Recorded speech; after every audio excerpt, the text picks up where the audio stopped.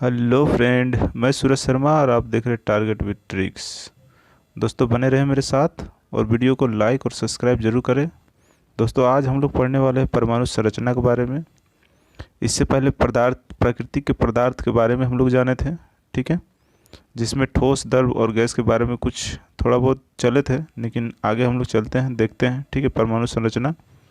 ठीक है, तो वीडियो को लाइक करें दोस्तों और आगे शेयर भी करें। देखिए परमाणु संरचना, देखिए परमाणु संरचना देख रहे हैं, ठीक है। देखिए परमाणु तत्व का वह सबसे छोटा कण, ठीक है, क्या, परमाणु तत्व का वह सबसे छोटा कण जो किसी रासायनिक क्रिया में भाग ले सकता है, ठीक है, क्या कर सकता है, भाग ले सकता है, ठीक है, लेकिन याद रखिएगा, लेकिन स्वतंत्र रूप से नहीं रह सकता, ठीक है। जैसे रासायनिक क्रिया मतलब कोई पदार्थ का जब निर्माण होता है, रासायनिक क्रिया होता है, तो उसमें क्या होता है, छोटा छोटा कण होता है, ठीक है, तो एक दूसरे से मिला होता है, लेकिन वो क्या बोला, स्वतंत्र रूप से नहीं रहता है, ठीक है। चलिए आगे देखते हैं वो क्या है। तो देखिए एक हम लोग बोलते हैं ठोस, द्रव और गैस। एक होता है द्रव्य, ठीक है, एक होता है द्रव्यमान, ठीक है, एक होता है क्या, द्रव्यमान, ठीक है, जिसको मास कहते हैं। यहाँ पर द्रव मतलब लिक्विड है, ठीक है, ये लिक्विड हो गया, ठीक है, ये ठोस हो गया और ये गैस हो गया, ठीक है। तो देखिए ये सभी, ठीक है, द्रव, ठोस, गैस, सभी पदार्थ का निर्माण जो है परमाणुओं, ठीक है, परमाणुओं से होता है, ठीक है, जिसको क्या कहते हैं, एटम कहते हैं, ठीक है।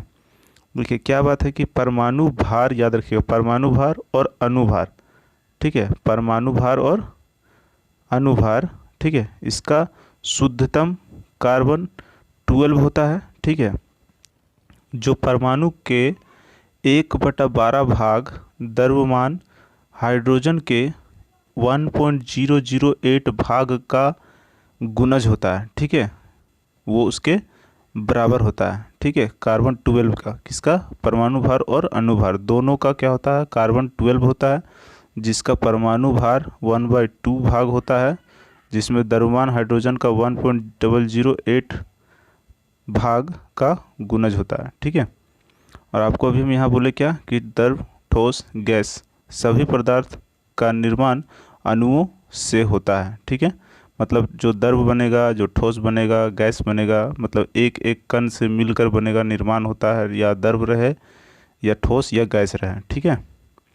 चलिए आगे चलते हैं। देखिए यहाँ पे बात की क्या, परमाणु, ठीक है, परमाणु जो है आपस में मिलकर, मतलब एक कण दूसरा कण, मतलब दोनों मिलके, ठीक है, तो परमाणु आपस में मिलकर अणुओं का, ठीक है, अणुओं का निर्माण करते हैं, मौलिकस कहते हैं, ठीक है, मतलब अणुओं मतलब मौलिकस, ठीक है, का निर्माण करता है, मतलब दो परमाणु मिलता है तो क्या बनता है, अणुओं बनता है, मतलब कि यानी कि सबसे छोटा क्या हुआ, परमाणु, ठीक है, परमाणु, जब दो परमाणु मिलता है तो अणु बनता है, यानी कि अणु बड़ा हो गया, ठीक है। चलिए आगे चलते हैं। देखिए तत्व या यौगिक का वह सबसे छोटा कण, जो सबसे छोटा कण जो स्वतंत्र अवस्था में रहता है, क्या कहलाता है, अणु कहलाता है, ठीक है, समझ में आ रहा होगा, अणु कहलाता है, ठीक है। आगे देखिए अब बात कर रहे हैं ठोस का। तो देखिए ठोस, ठीक है, मतलब क्या होता है, सॉलिड, पदार्थ की वह भौतिक अवस्था जिसका आकार एवं आयतन दोनों क्या होता है, निश्चित होता है, कहलाता है, क्या कहलाता है, ठोस कहलाता है। जैसे यहाँ पर देखिए, जैसे में लोहा का छड़, लकड़ी की कुर्सी, बर्फ़ का टुकड़ा आदि, समझ रहे हैं बात, नहीं समझ में आया तो जैसे मान लीजिए कि ठोस कोई भी पदार्थ, जैसे मान लीजिए आपके हाथ में मोबाइल होगा तो मोबाइल भी एक क्या हो गया, ठोस हो गया, ठीक है। उसका बोला क्या कि आकार जो एक बार निर्माण होगा उसका आकार और आयतन जितना वो स्पेस लेगा, आयतन, ठीक है, जो भी होगा क्या होगा, वो ठोस होगा, सॉलिड होगा, ठीक है। चलिए देखिए नेक्स्ट चलते हैं। नेक्स्ट क्या है, द्रव, ठीक है, द्रव मतलब लिक्विड। देखिए यहाँ पे हम आपको लिखे द्रव्यमान मतलब मास, ये अलग हो गया और ये द्रव अलग हो गया, ठीक है। तो देखिए लिक्विड क्या है, पदार्थ की वह भौतिक अवस्था जिसका आकार निश्चित, ठीक है, आकार क्या, निश्चित एवं आयतन निश्चित हो, द्रव कहलाता है, ठीक है। पदार्थ की वह भौतिक अवस्था जिसका आकार अनिश्चित, ठीक है, आकार अनिश्चित एवं आयतन निश्चित हो, क्या कहलाता है, द्रव कहलाता है, ठीक है। अच्छा, क्या बात है इसमें कि जैसे क्या हो गया, एल्कोहल हो गया, तारपीन का तेल हो गया, मिट्टी का तेल हो गया, पानी हो गया, दूध हो गया, ये सब पदार्थ बोल सकते हैं आप, ठीक है, आदि। इसे जिस परत पर, ठीक है, मतलब जिस परत में रखा जाता है, द्रव क्या होगा, उसी के आकार ले लेगा। मतलब आप थाली में रखिए, चाहे कटोरा में रखिए, चाहे गिलास में रखिए, आप जिसमें रखिएगा वो फैल कर उसका क्या होगा, उसी टाइप का आकार ले लेता है, ठीक है। तो उसे क्या कहते हैं, लिक्विड कहते हैं, ठीक है। ये अब गैस है, ठीक है। गैस क्या हो गया, तो पदार्थ की वह भौतिक अवस्था जिसका आकार एवं आयतन दोनों क्या हो, अनिश्चित हो, क्या कहलाता है, गैस कहलाता है, ठीक है। जैसे हवा, ऑक्सीजन, नाइट्रोजन, जो भी समझ लीजिए, कार्बन डाइऑक्साइड, है कि नहीं। तो ये सब हो गया, ठीक है।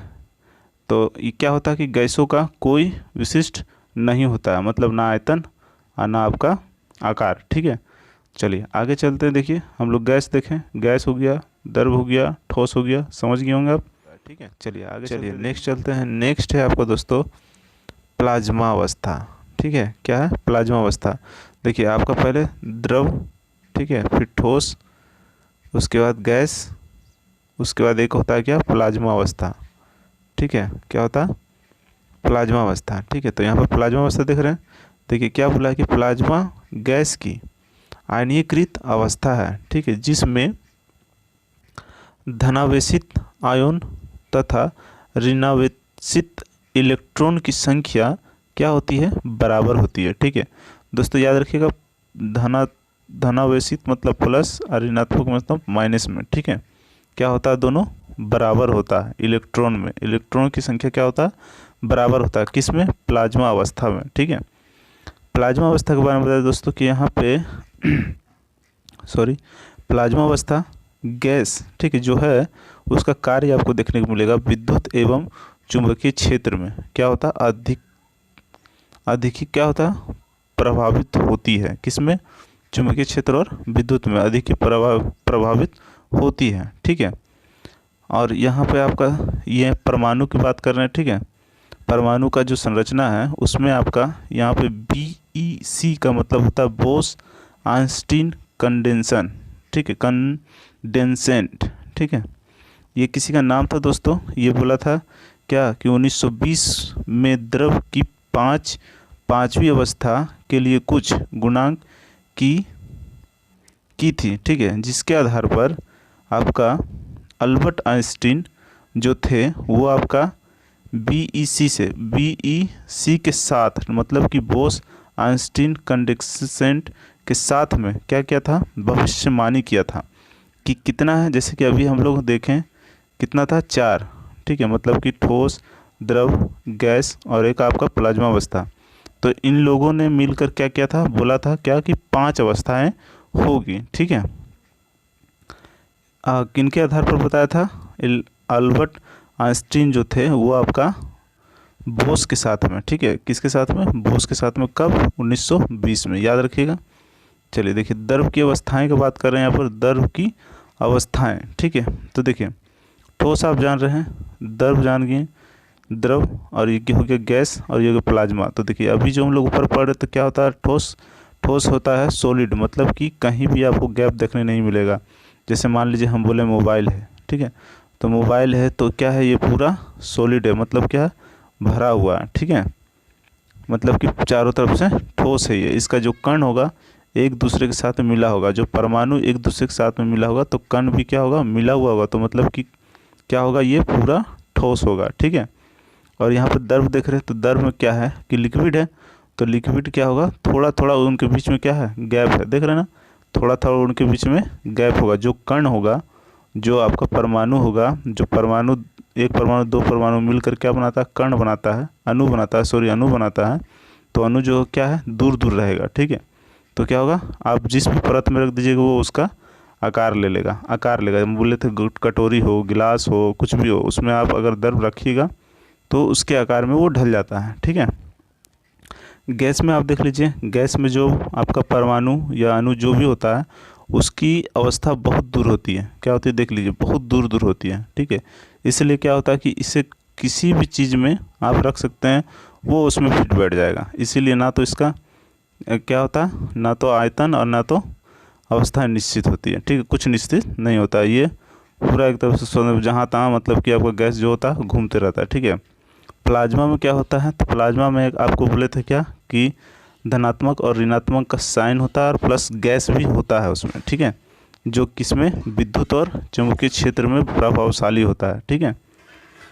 चलिए आगे चलते हैं। आगे है दोस्तों थोड़ा सा मोल, ठीक है, मोल देख रहे हैं आप, मोल धारण, ठीक है। देखिए याद रखिएगा कि पदार्थ की वह राशि जिनकी शुद्ध क्या बोले थे आपको, कार्बन 12 होता है, ठीक है, याद रखिएगा, ठीक है। शुद्ध राशि कितना होता है, कार्बन 12। किसी भी पदार्थ की मोल धारक कितना होता है, कार्बन 12 होता है, ठीक है।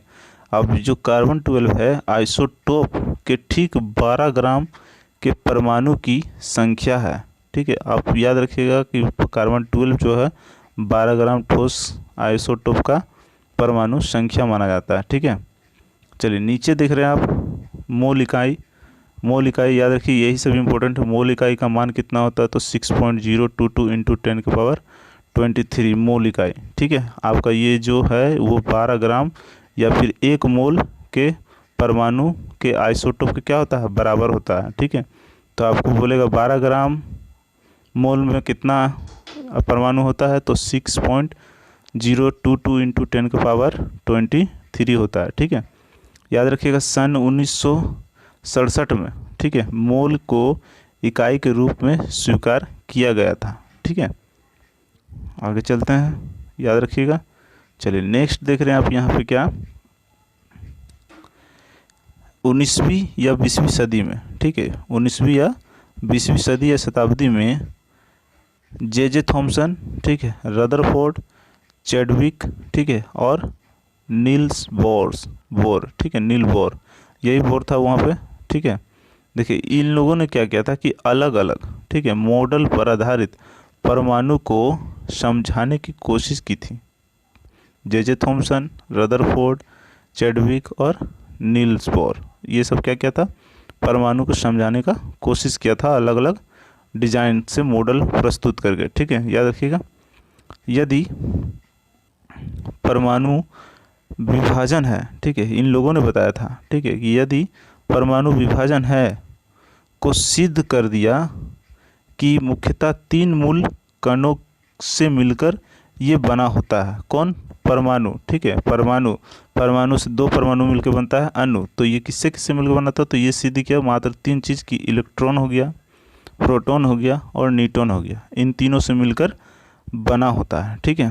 तो देखिए यहाँ पे कि यहाँ पे पहला इसका द्रव्यमान का बात करें केजी में, इलेक्ट्रॉन का तो 9.1094 इंटू 10 के पावर 31 होता है, ठीक है। अब प्रोटॉन का कितना होता है, तो 1.6762 इंटू 10 के पावर -27, ठीक है।